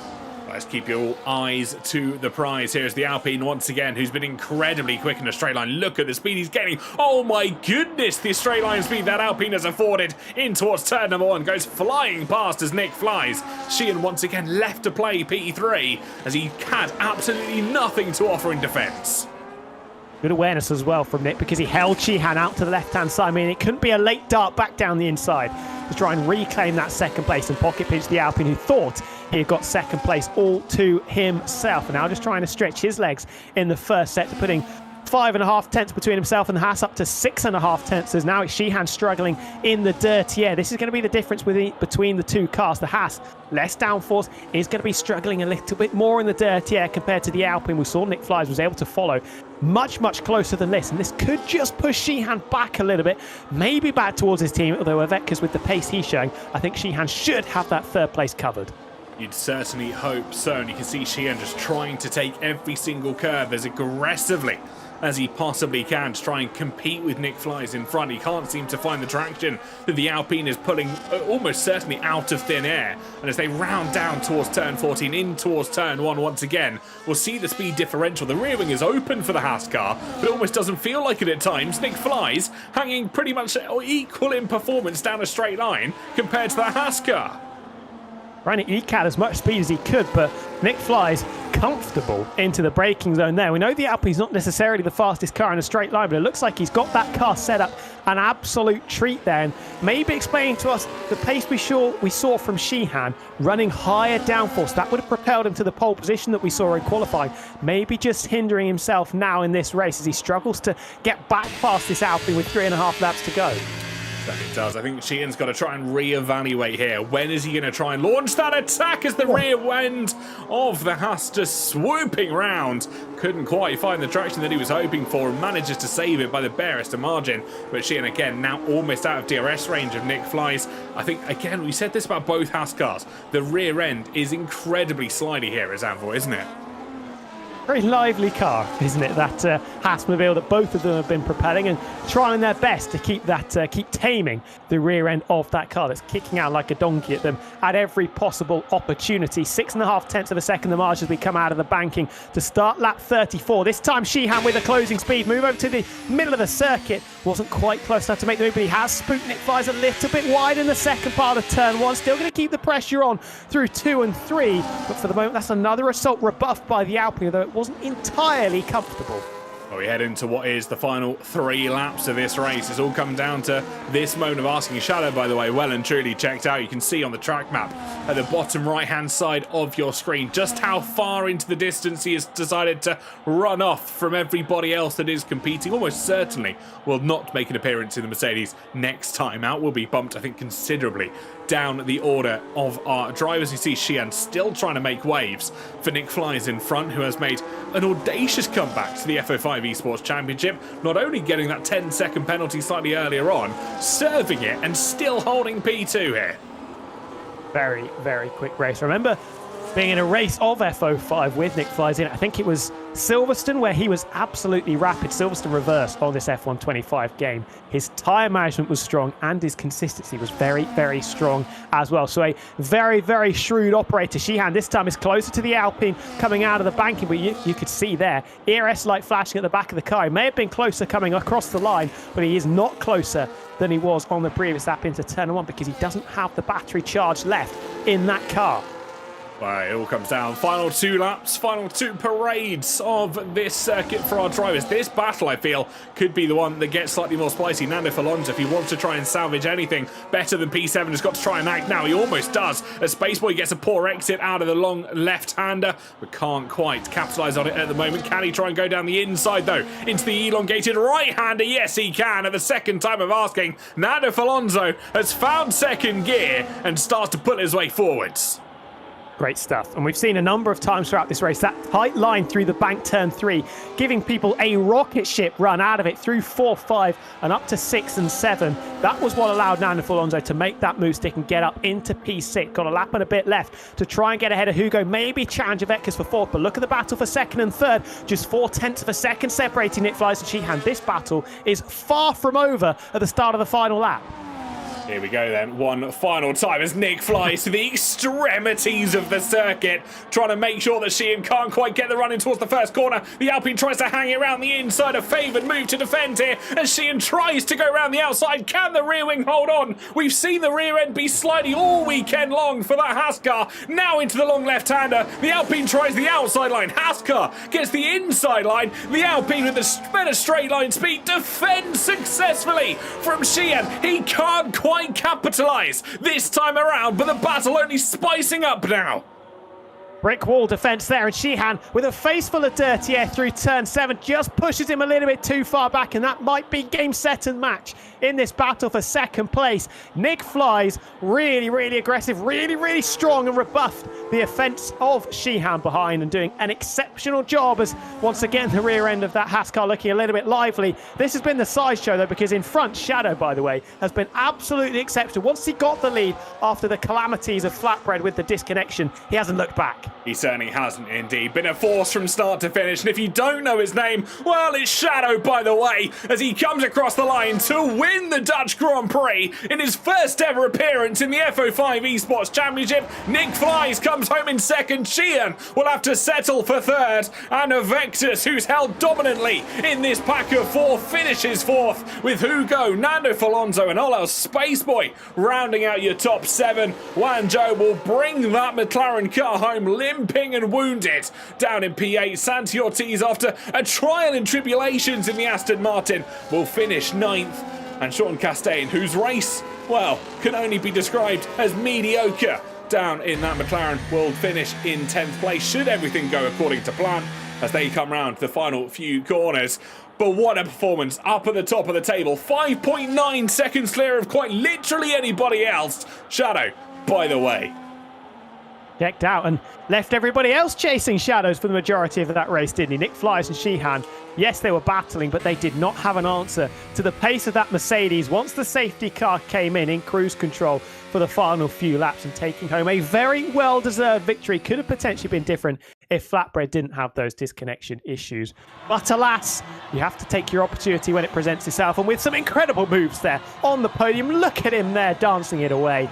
It is a victory for the Silver Arrows team. Nick Flies, a very commendable return for himself as well, P2.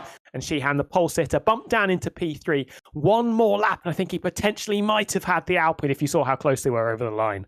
Yeah, fastest lap as well, going to Shadow, by the way. It was only, by the barest of margin, quite literally about 0.04 of a second between themselves and Sean Castaigne, who did an 11.8 versus an 11.8, so it was very, very close between the two drivers in terms of fastest lap. Driver of the day goes to LL Spaceboy. Most overtakes goes to LL Spaceboy as well, who finishes in at 7th place, starting from 14th. Cleanest driver, Wan Zhou, as he rounds out in 8th place overall. But your final classification then for this afternoon, it's Shadow, by the way, that tops our standings. Nick flies in 2nd with Sheehan in 3rd. Vectus finishes 4th with Hugo 5th. Nando Falonzo, LL Spaceboy, Wan Zhou, Santi Ortiz, and Sean Castaigne rounding out your top 10. And then your list of DNFs from today. They start with Reese PTFC, including Kaufman and Carmen F14, Fizzy Gaming, Dumb Donut, and Flatbread, both Saubers having a race to forget. But that was the Dutch Grand Prix. Well, Indeed. Very fun one, wasn't it? A very, very entertaining race. One that I don't think we could predict going from start to finish. But what a race from the Mercedes. I think we've mentioned it a couple of times, but I'm going to mention it again. Dominated from start to finish. Didn't necessarily have the best qualifying, but in terms of race pace, he was unstoppable. Consistent, clean, calm out in front. Didn't panic when that virtual safety car came out, because that was realistically the only thing that was going to stop them from winning that race. If they got the restart wrong, played it safe, kept a little bit of time on the table, and then just cruised off into the distance again. Started as he meant to go on. After the safety car came in, he was rapid. After the virtual safety car ended, he was rapid. A thoroughly, thoroughly deserved win. Absolutely, and one that I think he will take home with the utmost pleasure. To take home and add to the history books for himself. You've got quite a few people in for a chat and an interview. I believe we'll... who have we got? Let's have a little look-see. See who we've got in for a bit of a chat. We've got Nando Falonzo, who finished down in P6. We've got Hugo, who finishes up in P5. And we've got the name that I cannot possibly try and pronounce. I believe that's Sheehan or a Vector. So we'll get them in and have a bit of a chat and see how the race went. But welcome in. Hope you're doing very well, Sheehan. Talk us through that race from your perspective, because I think you've been, I don't want to say very vocal in the driver's chat, but you've been a little bit vocal in the driver's chat about how that went. Gonna be honest, pole for me was lap of the year. I know it's my first league race 2026. Any lap would have been a lap on the year, but that was, I pulled it at the bag, say the minimum. I knew I could do it. I'd never done it before. I was like, I could probably do it. And I was like, oh wait, 4 times gain. Oh, smart. But the race, kind of frustrating. Having a Haas against a Mercedes and an Alpine, you know, it's like a welterweight boxer fighting a heavyweight champion. You just can't make sense of it. It's no way I would have won that with it. I had no way I would have won with the Merc in the play. It's just, I think he had too quick of a car. I'm not blaming him. He was given the car. He had the opportunity to win the race. He drove perfectly, no mistakes from what I know. And then hopefully, my plan was to stay with him on the safety car restart and just see if he would get a free second. But then Nick Flies kind of just rounded me almost off the track in the restart, which I lost any hope of any chance of winning that race unless the Merc had a catastrophic error, which unfortunately didn't happen. But my pace was not great anyway, so podium is something to write home about. I expected a podium after the first few laps because there's no one else really in fight. Got lucky with flat veg disconnect. Of course. But yeah, the Haas tyre where 9 laps on hards in the second stint was on 50%. Wow. And I'm sure the Mercedes, who pitted a lap later than me on mediums, had less. So there was little chance I would even be able to fight. I don't know how bad Nick's tyres were at the end of the race. I want to hit a Merck's tyre actually at the end of the race. He'd probably be like 20% better than I am. Anything to take home is that people that finished ahead of me today were in quicker. Well, not much quicker. Merck was much quicker. The Alpine is enough quicker than the Haas, in my opinion. So that's one thing to take away. I'm the best of the bins, I'm going to call it, actually. I'll be honest, Tom, that answered probably 90% of my questions that I was going to ask, and I'm going to throw it over to you to see if there's anything you want to add or ask our podium sitter. Yeah, an excellent monologue, firstly, from Sheehan there. We saw both of the Haas cars, yourself and Avekas, really struggling with grip, rear grip in particular. Was that down to the poor tyre wear that the car had, or was it necessarily just the car in general isn't suited to this kind of track? It was a little bit lively. Just a bit of both. I'm sure I lapped 33. I almost died. I could count 10 times where the car almost dropped on me. Even in the start of the race, it almost did that. It just doesn't want to stick. So I mean, championship charge is my goal, but in a Haas, it's the only good thing is that Vectors and the other two kicks are here, and they're at the front of the stand-ins. So I mean, I gain a lot on them. I gain a lot on the kicks at least. But yeah, the Haas, it really does not exist. In braking towards the right-left chicane before the banking, before the final 3 corners, the rear will never grip. You will always feel the rear step out on you. It's just, and tyre wear just makes it worse. I probably didn't have a great setup either. If I'm honest, I probably went too high on the wings, which probably cost me its nick in the actual end of the race. But it's positive to take away from it too, but just the negatives of the Haas really shined this race. Yeah, certainly one I think was rather unfortunate, but thank you for taking the time to come chat with us as well. Always a pleasure to see how the race went from the driver's perspective, and I'm sure we'll see you next time out as well. Don't know what track it is. I'm sure it'll be a great one. Actually, check. That's a great question. Where you're heading to do you Japan? know? I mean, I don't know. Japan. Oh dear God! Yeah, call that track a rear heavy track. Oh, I'm gonna have the S's. The S's. Oh boy. Oh, fun. Anyway, I'm sure the commentary is great from you, TK, and TW as usual. I shall hopefully see you next week in another interview. See you next week, bud. Best of luck. Congratulations. Thank you. Thank you. Well, that was Sheehan, our podium sitter. Absolutely fantastic. I don't remember a time where he wasn't in the interview room with us. I mean, I can appreciate a long answer, but my God, I mean, told us the whole race story in detail. We could have written a whole article about that answer. I've actually heard that LRN are getting 50 of their next tweets from that monologue. It's all good. all based on Zanvdoort as well. But I can tell you, we've got a very special guest in the interview waiting room. Nick Flies is in to have a bit of a chat. Someone we haven't spoken to in a very long time, and I'm hoping he unmutes so that we can have a bit of a discussion about how his race went. Nick, how are we doing? Long time no see, buddy. What's good, Mr. Tom and Tom? How are we? How was the race? It was alright. It was fun. A bit boring, but it was fun. How about you guys? I mean, it looked like it was fun. You're getting stuck in some nice wheel-to-wheel scraps, especially at the end there with Sheehan. Yeah, that was fun. Yeah. Other than that, I was kind of just driving behind someone and try not to get killed or kill someone and stuff. How about you guys? How was the race for you guys? There was always something from start to finish. I think that's probably the best way of looking at it. We were never at a point where we had to add filler, which is always a good part of the race. Most of it came because you were sending moves which were fantastic.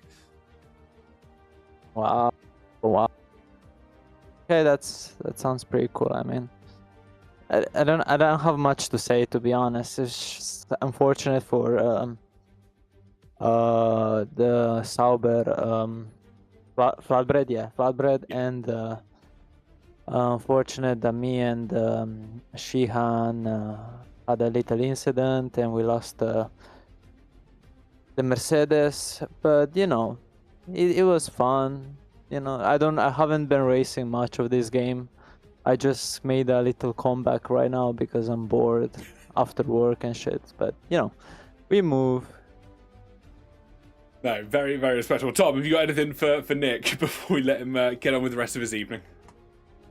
How was readjusting to the boatload of dirty air you get on F125? Honestly, it feels like it's not that bad anymore. In CS, I was so shit in the dirty air for some reason. I couldn't. I was fighting for P17, bro. I know I'm bad, but I'm not that bad, man. But it seems like the dirty air is not I already got used to it, so it's not that bad.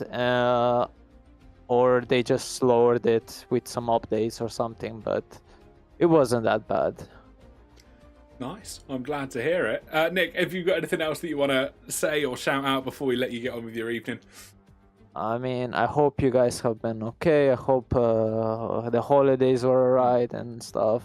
I don't know, since you guys last talked to me, I hope everything is okay. Yeah. So I hope everything's alright with you as well, dude. It's been a while, I think, as you said.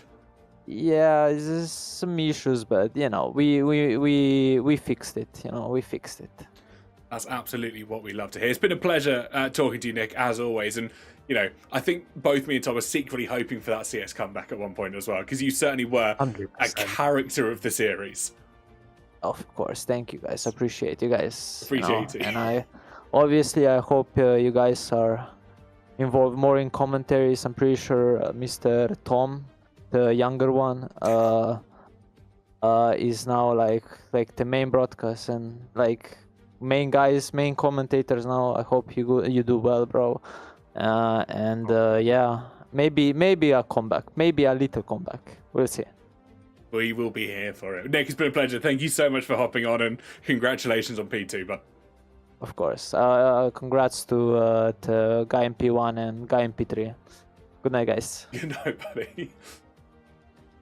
I think we went from a very George Russell interview where everything's being said to we've got Kimi Räikkönen back on the grid. Yep. I mean, that's one of the best interviews we've ever done. I was slightly worried when you said, Nick, is there anything else you want to say? Because if history tells us anything, we don't necessarily know what's going to be coming there. But yeah, great to see him back. Great to see some strong pace and performance from him as well. I think was the win there on the cars. Maybe if he got ahead of Sheehan a little bit quicker, there was potentially an opportunity for him to challenge the Mercedes, but a very, very strong drive. Absolutely, it was. I was hoping we'd have our race winner in for a chat. Unfortunately, it doesn't look like they've hopped in for a chat. So I reckon it's about time. What is the time? Just after 9 o'clock. I reckon that's about time to start wrapping things up. Mr. Tom Wilkinson, as always, it's been a fantastic pleasure to have you alongside in the booth. Where can the lovely people check you out a little bit more if they want to do so? A pleasure as always from my side as well. If you're interested in me, wilco.coms on TikTok and Instagram, and also wilco.darts.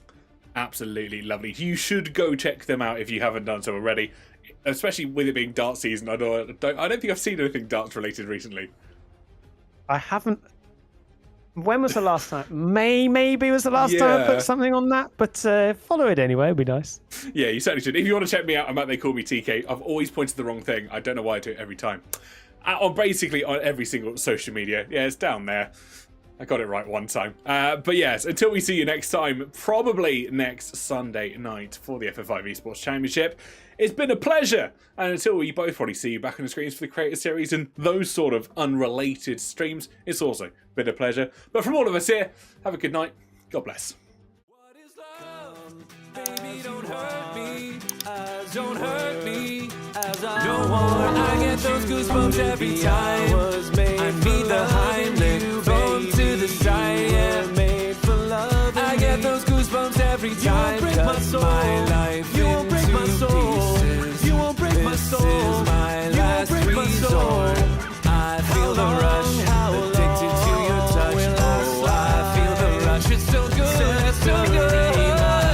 Baby, do that come gun, don't you betray yourself any longer. Come on, shake your body, baby, do that come gun, don't you betray yourself any longer. Body on my dance, we're falling on my innocence. Body on my dance, and grinding on my innocence. You're shaky, biggie, biggie, can't you see? And sometimes your words just hypnotize me, and I just love your flashy ways. This is funny, broken, you're so paid. Watch me control yourself, dance the night away. Family of dreams, my heart might be burning, but you won't see it on my face. Gotta have some hot love, baby, now watch me name it. Now watch some hot stuff.